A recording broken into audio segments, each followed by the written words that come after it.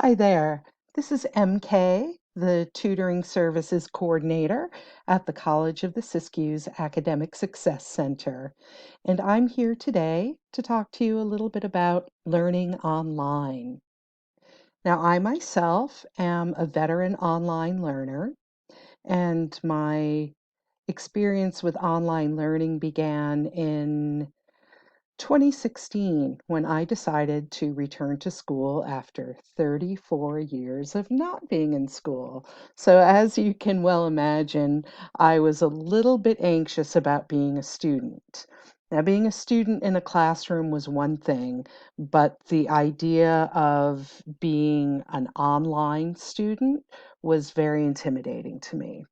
So what I did was I waited until the summer semester when I was only taking one class, and I made that an online class. And it was really great just to give myself that sort of time and space to get used to the online learning environment. By the time I graduated from College of the Siskiyous in 2019, I had taken approximately 45% of my classes online, so almost half. And that actually was a great experience for me because I am now pursuing an online degree at University. I'm finishing my bachelor's degree in organizational leadership, and the program is 100% online. And I feel really confident now as an online learner because of all of the experience I had at College of the Siskiyous. So today, we're going to talk a little bit about online learning. You're probably familiar with classroom learning, and you can imagine it's a little bit different from learning online.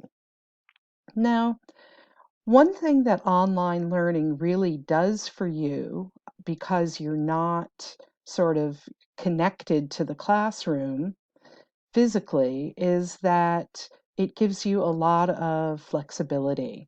So if you're working during hours when classes would normally happen face to face, or maybe you travel with your work or something like that, then online learning is a great option because there's a lot of flexibility. So today we're going to talk a little bit about the differences between classroom versus online learning, and we'll talk about a few strategies that you can use to be successful when you're learning online. So, in a traditional classroom, you really have access to your instructor. At any time during the class, you can raise your hand and ask a question. You can talk to them before class, after class. You can walk over to their office hours. So, it's pretty easy to connect with your instructor. You also have easy access to fellow students. Now, fellow students are an excellent resource. When you're in a face-to-face class, I always recommend that people exchange contact information with another student, at least one other student, your first week of class, just in case you miss a class and you need to catch up, or you need to find out when a due date for something is, or borrow somebody's notes. You have pretty easy access to your fellow students as well. And of course, in a face-to-face class, there is that structure. You know that, for instance, Mondays and Wednesdays from 9 to 10:30, you're in that classroom learning the material. So the difference is, as far as your instructor goes, in an online class, you still have access to your instructor. They're a great resource. You should be communicating with them. The only thing is you'll need to think ahead a little bit. I recommend to everyone that you check in as close to the beginning of the week as possible with your class and look over what you'll need to be doing for the week so that if you have any questions, you can email or send a Canvas message to your instructor, because that's how you'll be communicating with them. And there's sometimes a little bit of a turnaround time with email or a Canvas message. You may not hear from your instructor for 24 to 48 hours, depending on if it's a weekend or a holiday. So you need to think ahead a little bit and allow yourself time to hear back from them. Don't leave everything to the last minute. I think don't leave everything to the last minute is just one of the key points to online learning because it's a little easier to let things go. Fellow students, you actually have access to fellow students in Canvas courses. If you go to Canvas messaging and you start to type in someone's name, it will populate in the address area and that person will get your message. And you can see everybody's name in your Canvas course. If you have an online forum that you're posting in, the person's name will appear next to their posts. So if there's someone that you've sort of interacted with in class, you have a question you want to check with a fellow classmate, you can message them in Canvas. And the structure, as I was saying, you don't want to leave things till the last minute. You're kind of responsible for creating a structure for your class. And there are ways that you can do that, and we'll talk about those. And the number one thing that you can do to help create structure is get organized. Organization skills are really big in online learning. The first thing you'll want to do is create a paper or electronic planner. Now, I'm somebody who likes to write things down. The act of writing sort of gets it into my head. So I usually print out like calendar planner pages. There are templates online that you can download for free. But for some people, it works better to keep everything in your phone and set reminders and set little alarms for things. I do set alarms in my phone as well. And the first thing you'll want to do when you get either a paper or an electronic planner is fill in your assignment due dates on your calendar. So those hard and fast dates, papers that are due or exams that are coming up, you can't change those. There's no wiggle room there. Those are hard and fast deadlines. You want to get those into your calendar and sort of arrange everything else around those dates. One thing you can do is you can break your assignments down and you can set little milestones for yourself in your calendar. And that sort of makes things less overwhelming and more doable. So, for instance, if you have 3 weeks until a paper's due, you can break it down into researching to decide what your topic is, coming up with a thesis statement, outlining your paper, writing a first draft, writing a final draft. And you can write each one of those things. Now, those are not deadlines that your instructor is giving you, those are self imposed deadlines, but they can really help you to stay on track. And another thing you can do is you can make lists. I'm a big list maker. I love making lists because it feels so good to cross things off of a list. So, this is an actual list of mine that I used. And you'll see typically on the right-hand side or the left-hand side of the paper, I'll write all of my schoolwork. That's sort of my big priority for the week. And underneath that, I'll write little household chores that I need to get done. And over to the right, I usually write in appointments or work obligations, family obligations, just anything else I want to remember. And then at the end of the week, here's what that very same list looks like. So I really use my lists, and I always say nothing beats the satisfaction of crossing something off a list.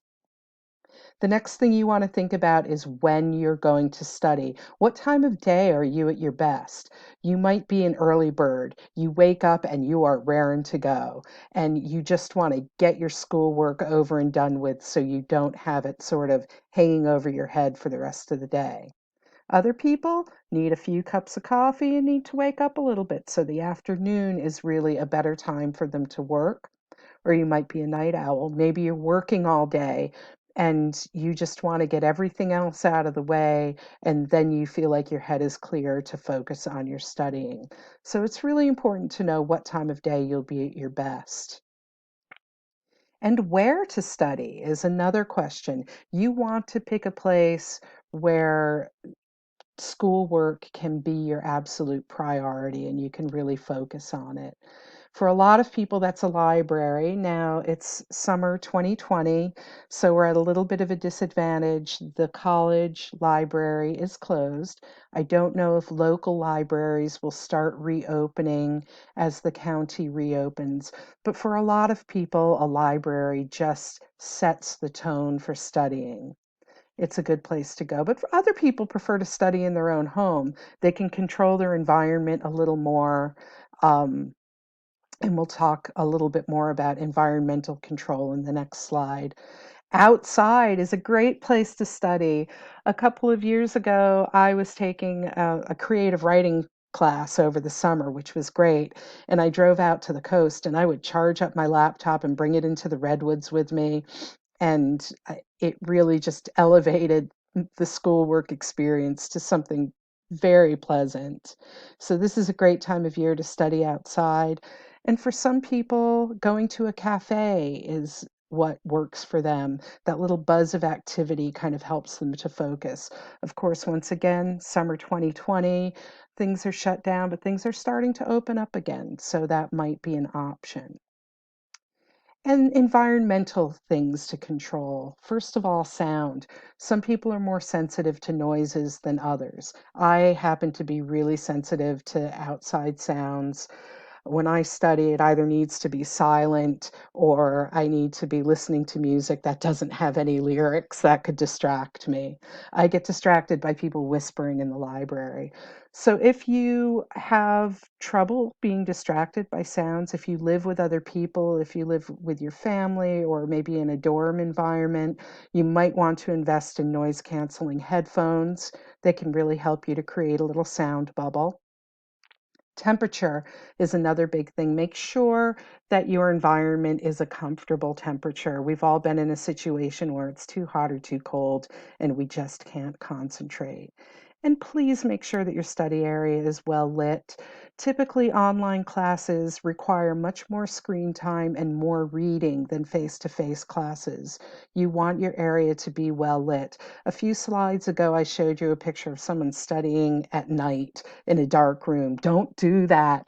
It's very hard on the eyes. You want a well lit place to study.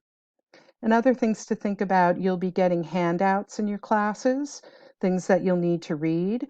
Do you want to print those out or do you want to read them online as e-files? No matter what you do, you will want to have a filing system. I print a lot of things out and I have the color-coded little folders and whatnot files.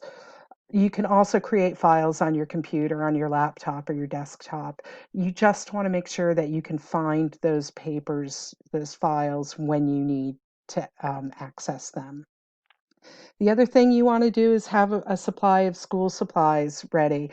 Just because you're in an online class doesn't mean you don't need pencils and pens. And I totally geek out on like highlighters and page flags and that kind of thing. It's nice to have a little stock of those.